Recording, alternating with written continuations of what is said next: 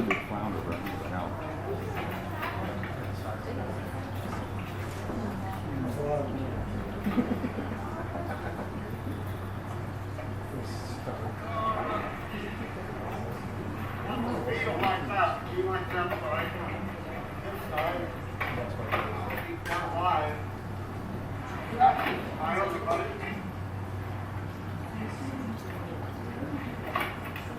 There's a big flounder.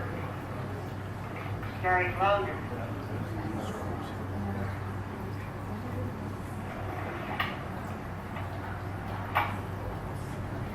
There's a collar that's too small. Another one. They'll swim and go back and grow big.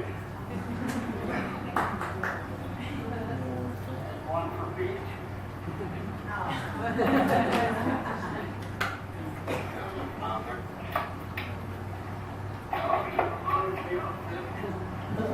Sorry, speak like.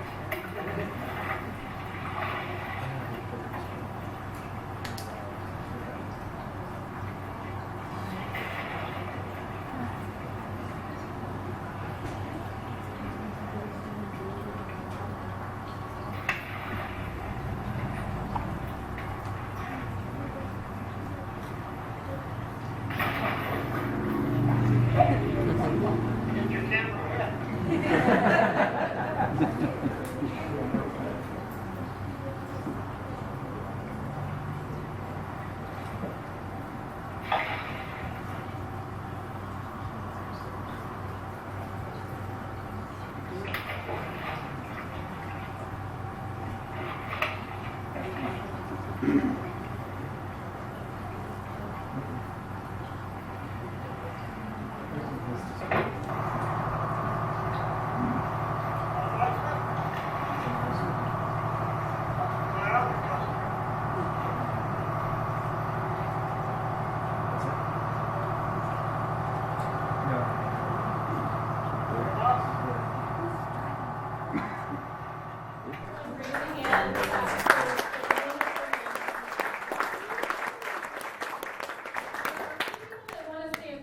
Before we let Travis take the floor, and we'll start with Capt.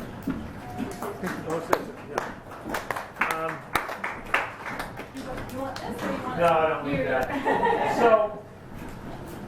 my brother-in-law Jeff that made the film, he'd been a Hollywood filmmaker. They even won a Oscar for the special effects on Total Recall. But then he got sick and he moved up with us in Avila.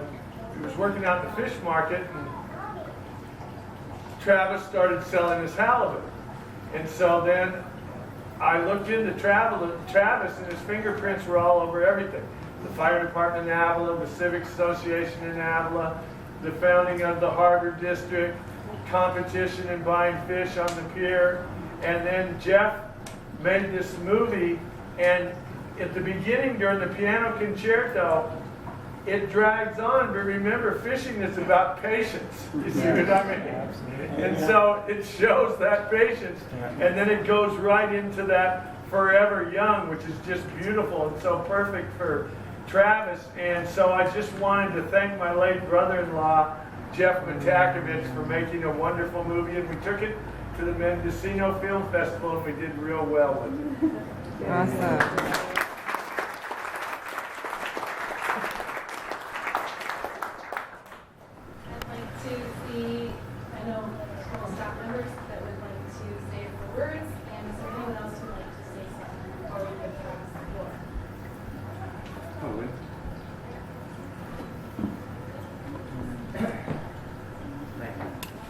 Well, I'm Travis's oldest son, and you may not believe this, and he may not want you to know it, but my father cannot swim. If you'll grab hold of his hand for a handshake, you'll understand why he has such a great handshake. It's because he holds on. I've always admired my father, but I'll tell you what, the woman in his life for now 70, how many years? 73 years. is my mother. And taking care of 8 kids and the house and Dad always being gone chasing fish. And we were all thankful for the fact that he wasn't chasing women.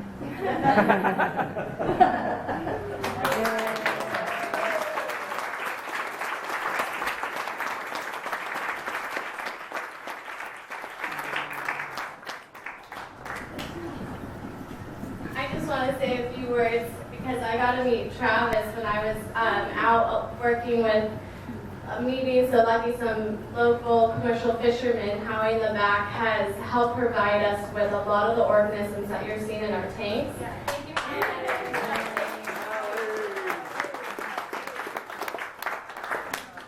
He's actually the one that really integrated our relationship. He brought this really amazing looking rockfish into someone brought it. He's like, we can't have someone eat that. We got to have that on display. And so I even talked to a very famous local scientist, Milton Love, and he was like, I've never even seen that before. Let's get it sampled. And so it brought a bunch of people together. It ended up being an orange morph of a gopher rockfish, which is pretty rare and beautiful. And so since that, Howie's brought me out there. I've gotten to meet Travis, and he just welcomed my whole team. Travis and Kim were both out there with us, and he just started reciting some poetry that was incredible. We were planning on being at the pier for about 10 minutes, ended up there maybe an hour, just like we were just mesmerized. So I hope you share a little bit more of your poetry tonight, because it is very mesmerizing. But I just wanted to say thank you, Travis, for even you and everyone that you work with. We really do appreciate everyone down at the Hartford Pier. The commercial fishermen have really been really sweet and have donated a lot of amazing organisms that we would never be able to get our hands on any other way. So thank you, Travis.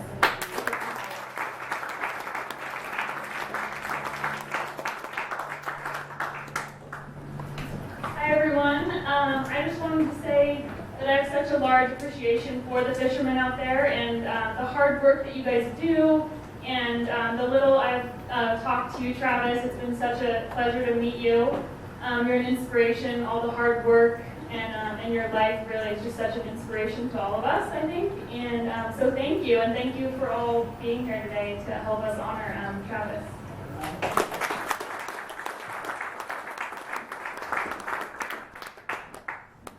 Before we give you the floor, I want to give you a little gift. And this gift says, Look at that. Beautiful. this is From our aquarium. the Lifetime Achievement Award to Travis Evans in honor of his dedication and commitment to a lifetime in sea.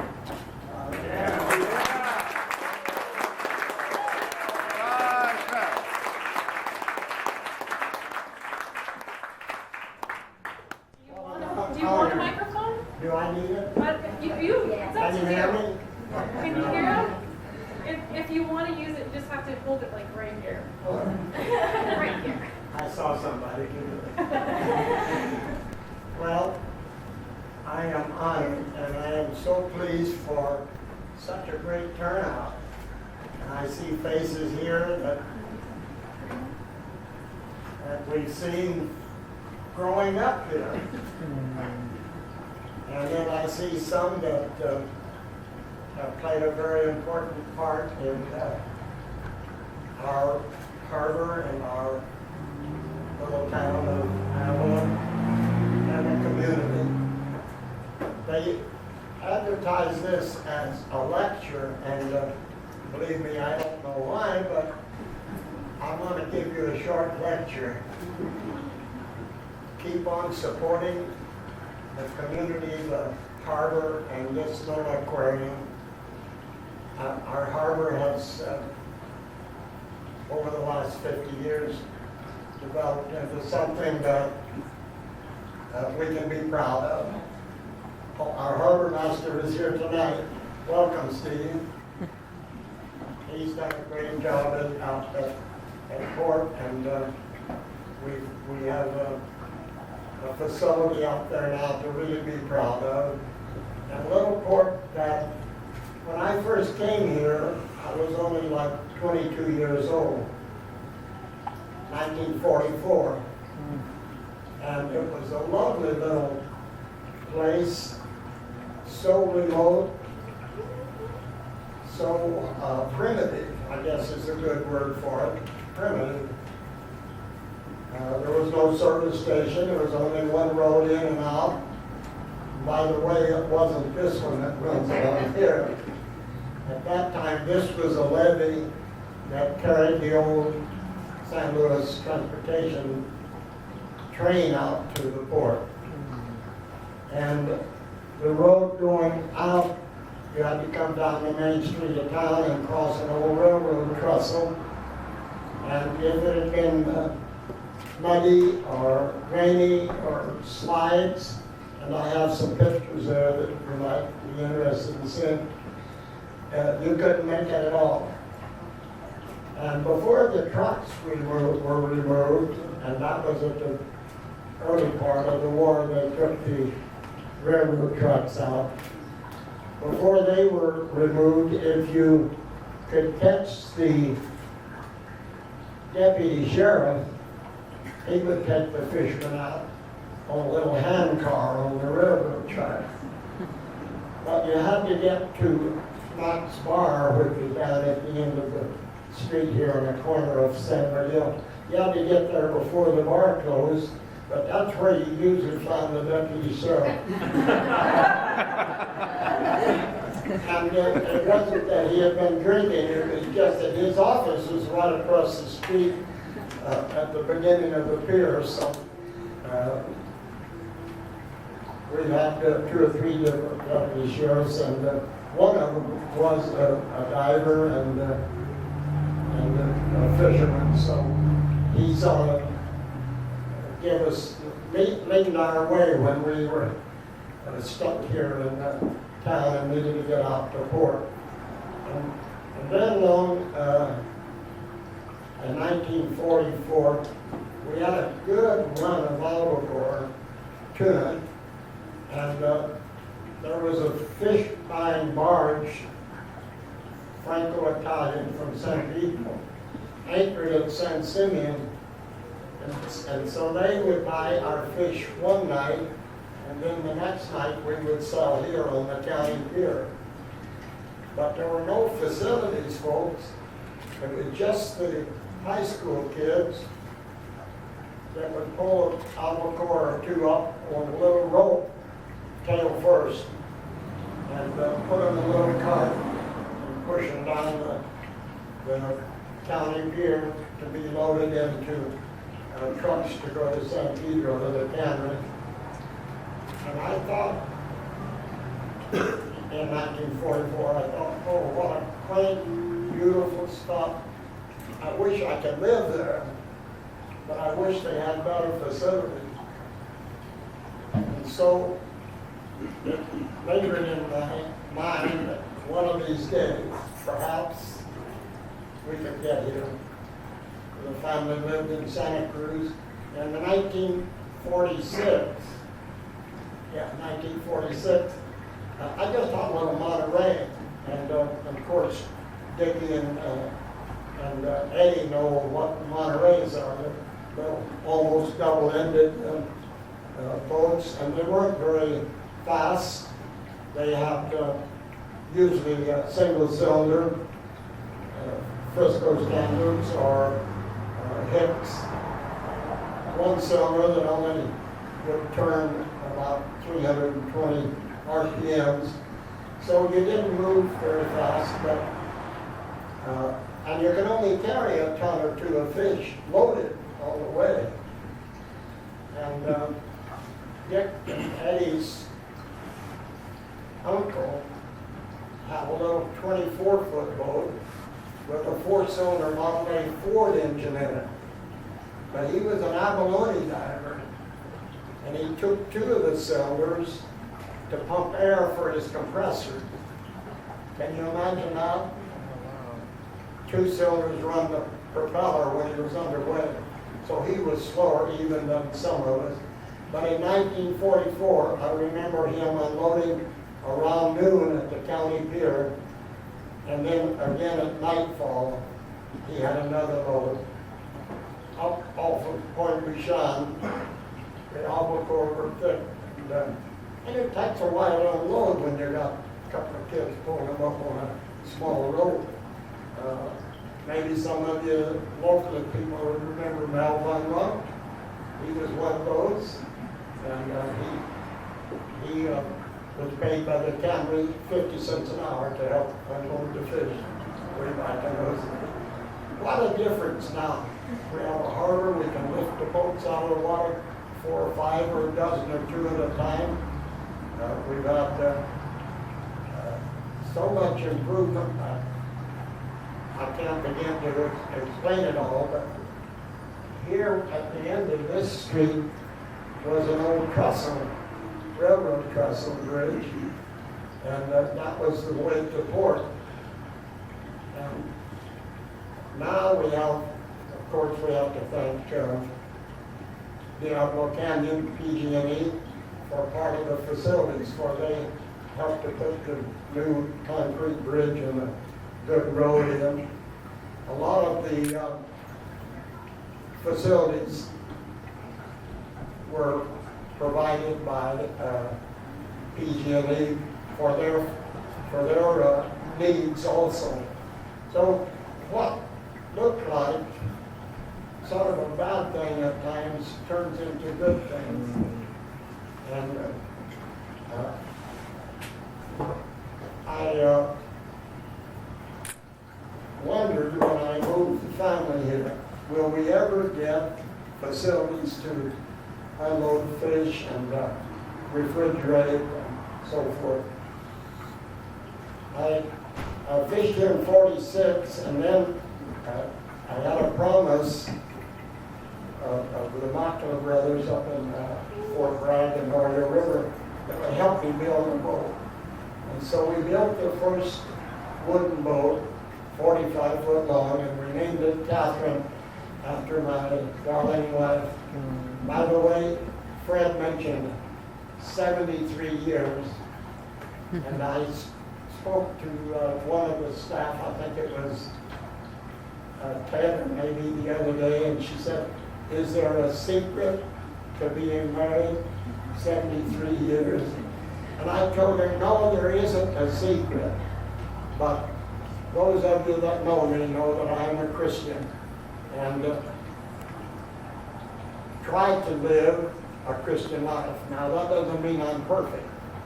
In fact, I've done a lot of things that I wouldn't want you to know about. But God has forgiven me, and I believe with all my heart, and I believe He's willing to do that for anyone that will come to Him. And then some people say there is no God, so I have a little poem about that, if I may, recite it for you. The Big Bang Theory, some may believe, but this much I surely know. Someone has put the jeweled stars all in an orderly row. At night, I steer my boat by them. Who could have put them there but Him? And someone caused the flowers to bloom, and the sun and the moon to shine, and someone put the treasured ore deep in a tunnel mine. Someone turned the trade winds loose along their merry way. Someone fixed the painted veil betwixt the night and day. But the greatest of all His wondrous works, the very best of His great plan, He has put an upward look into the heart of every man. So there is a God, I believe, and I've tried to live that and tried to be an example. And I believe that I told Taylor the other day the secret to a long marriage. Catherine has not been the boss of the house. I have not been the boss of the house. But God has been the boss.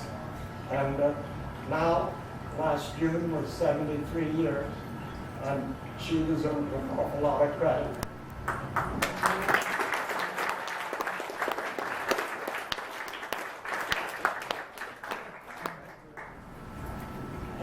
I have this poem, and I don't know if you folks like poetry, but I have a fond memory of my sophomore English lit teacher, Mrs. Mitchell, way back in the 30s, put into a lot of our hearts the beauty of poetry. And so this is the poem about the 73 years of marriage. What makes a marriage? An old sage was asked. Are there special ingredients that help it to last? Special ingredients? Yes, I believe I can tell. Both trusting the Father that all is well.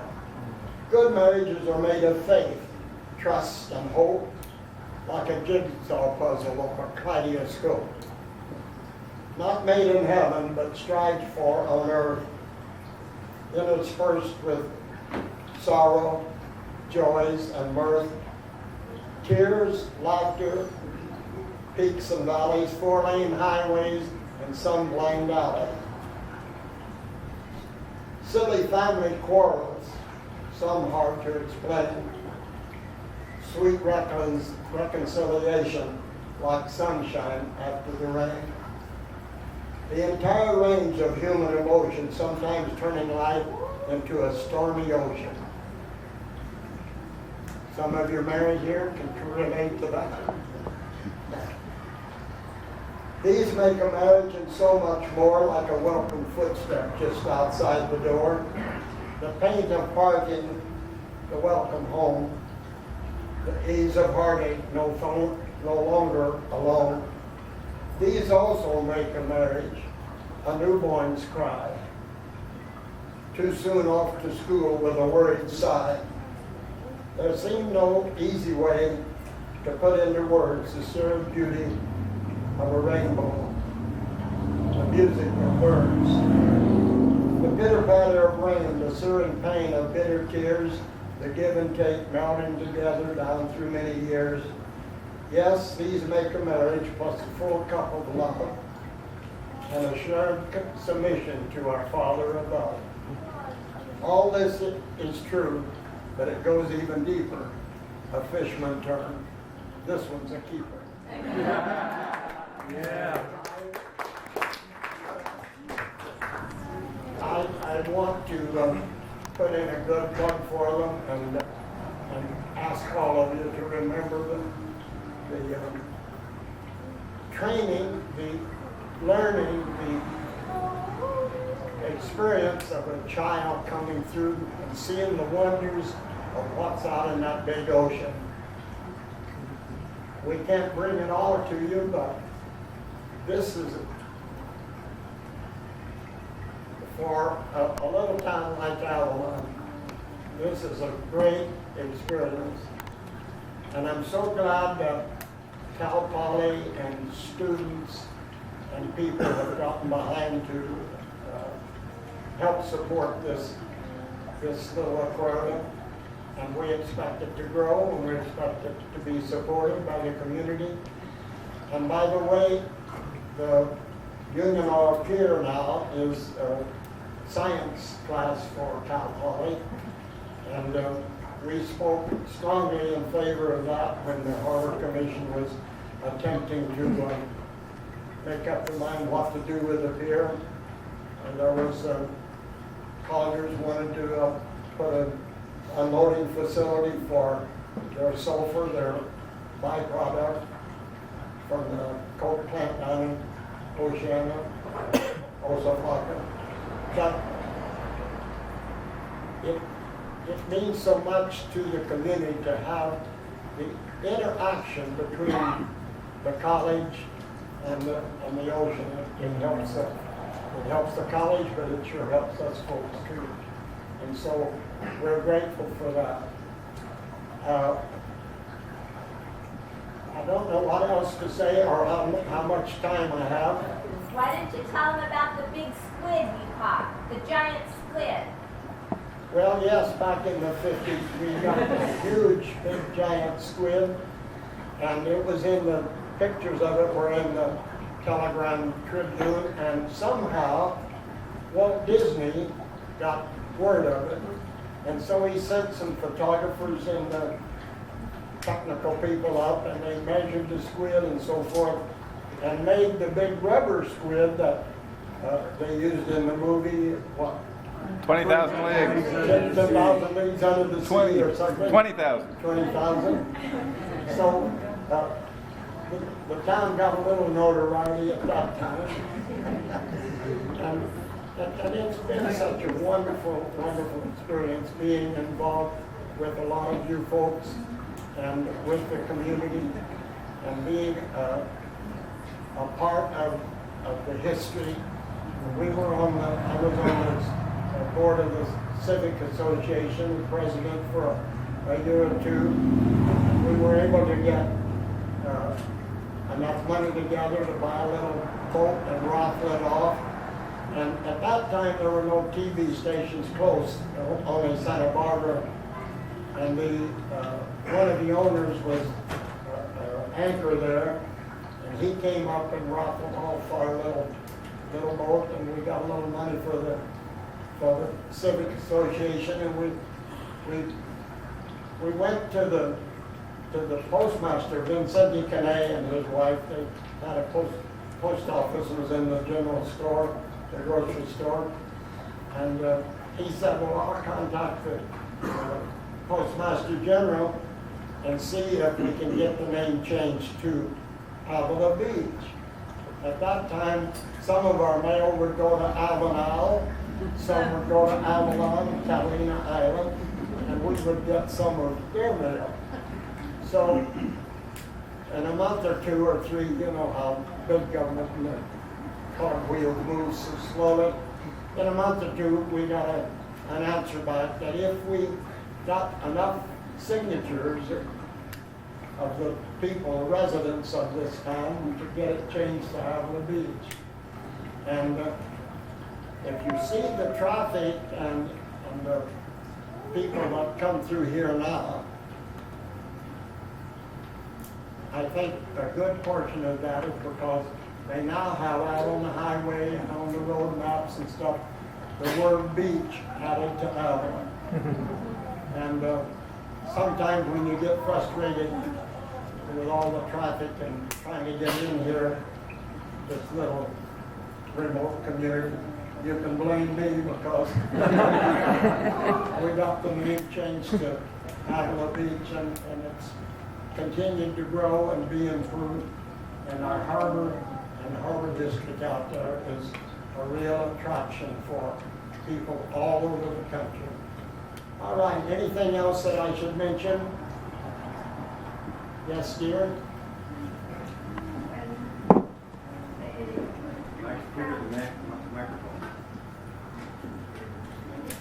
Giant squid. We knew that it was something wrong because we measured it with planks on the pier. Yeah, the width of the pier determined the length of the squid. We stretched it clear across the pier. That's how large it was. That's what she was trying to say. Anyhow, I appreciate all of you folks showing up tonight, and some Keith and his wife Carla clear from Colorado, and we thank you for that long trip from Bakersfield and more up the way. By the way, this shirt is the way I feel and the way we've tried to do for many years is protect the environment. You know, in the early part of the Bible, Genesis, God gave us dominion over all the fish, the birds, and all. That meant that we are to be good stewards of it. And this aquarium and the fishing industry are attempting to keep a sustainable fishery without harming the environment.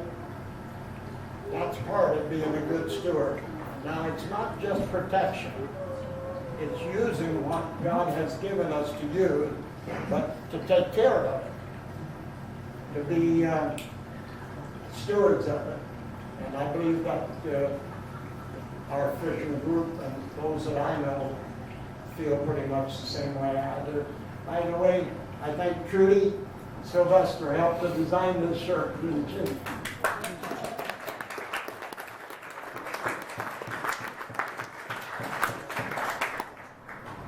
Yes, Kim? I'd kind of like to thank you for not only the history you've given us and all that stuff, you also taught the family fish. And you extended that to another generation of fishermen. Danny, stand up.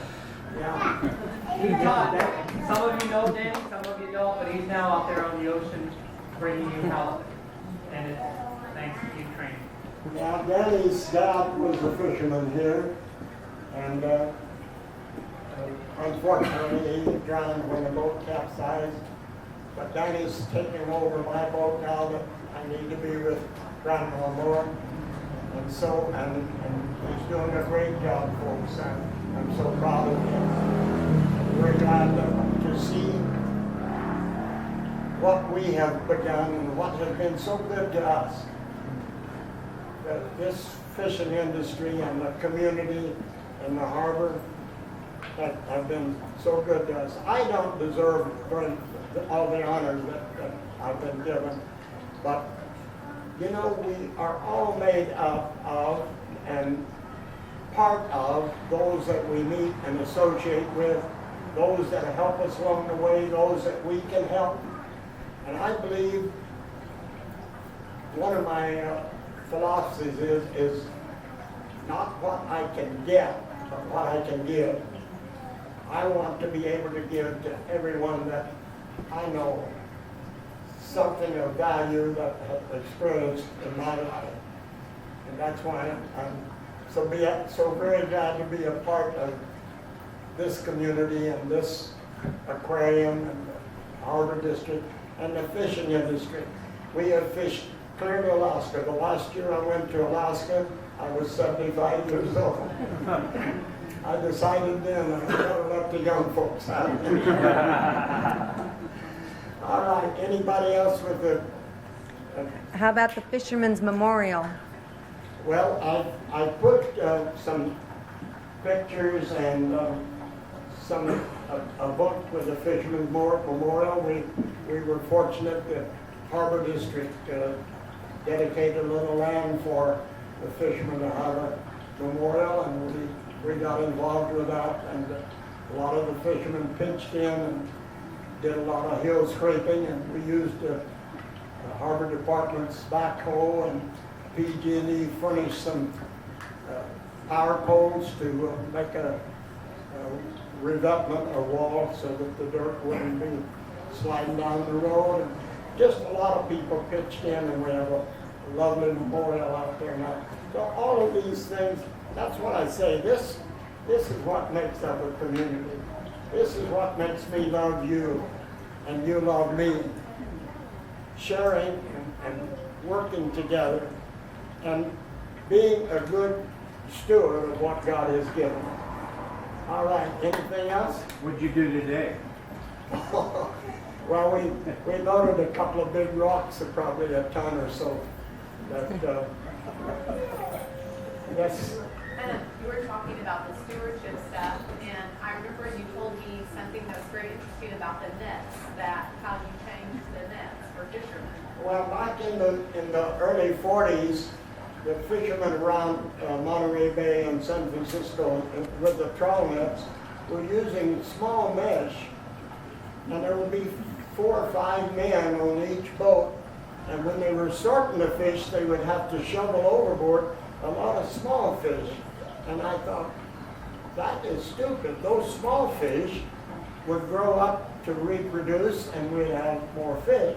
So we went to Sacramento and was able to convince the Fish and Game Commission to enlarge the size of the mesh. And I wasn't very popular on the for a while. People thought that they were going to be not catching as much fish. But you know, it wasn't long, and most of the bigger boats that were trawlers at that time belonged to companies like Alex Palladini Company in San Francisco.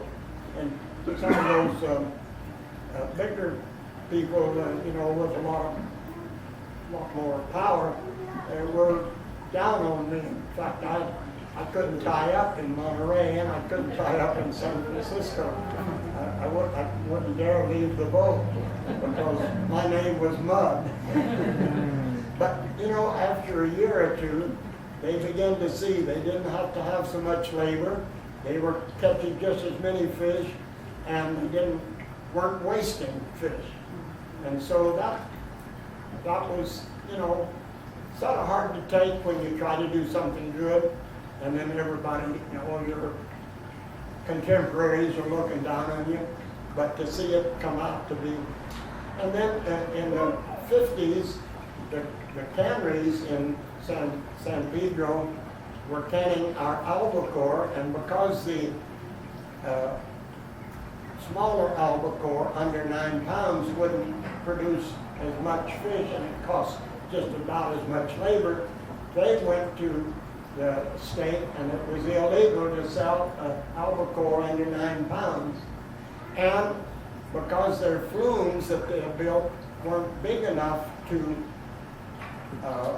with water push over 250 pound yellowfin tuna down to the fillet line or the can line, they had a law that you couldn't sell over a 250 pound tuna. So a lot of the larger fish were being discarded and thrown away. So we went back to Sacramento and bottled up.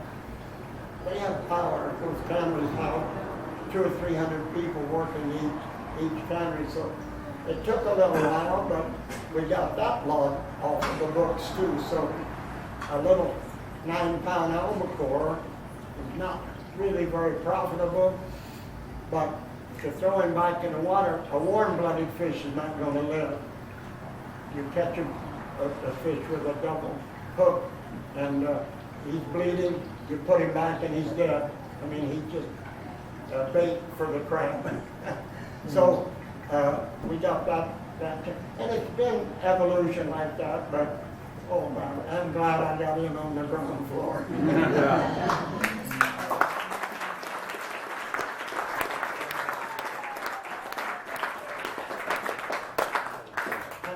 To feel free to look at some of these pictures. There's pictures here of Avila and the parking lot now where the Harbor District has a great parking lot here. Used to be where we mended our nets. In those days there were cotton nets. Now we have all synthetic. Catherine wants to say something.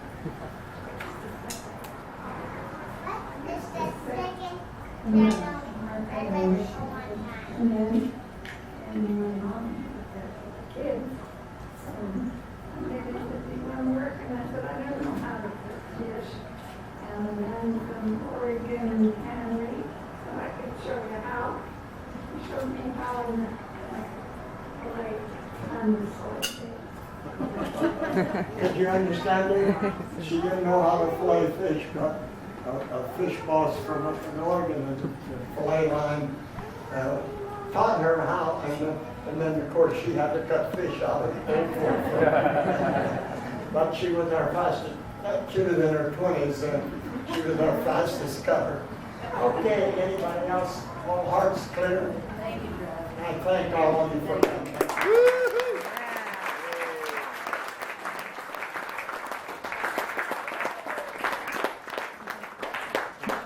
It's been a great night for me. I appreciate your honors. Thank you so much. This man is revolutionary, don't you think? Yes, yay. Let me recite a poem for your grandmothers. If you're not rushed. In the dim and distant past, when my pace was not so fast, grandmas used to sit and rock and knit, and sometimes even babysit. But now, the dear old soul is down at the gym exercising, trying to stay trim, or out golfing with the in crowd and wearing slacks that are way too loud.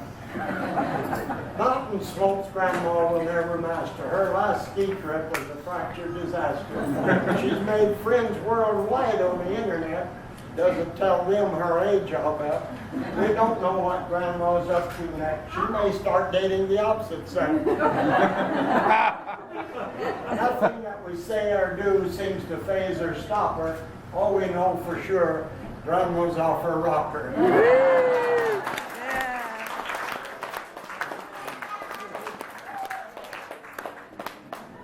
And we love poetry enough I can recite for you the rest of the night. Thank you, guys. Yay.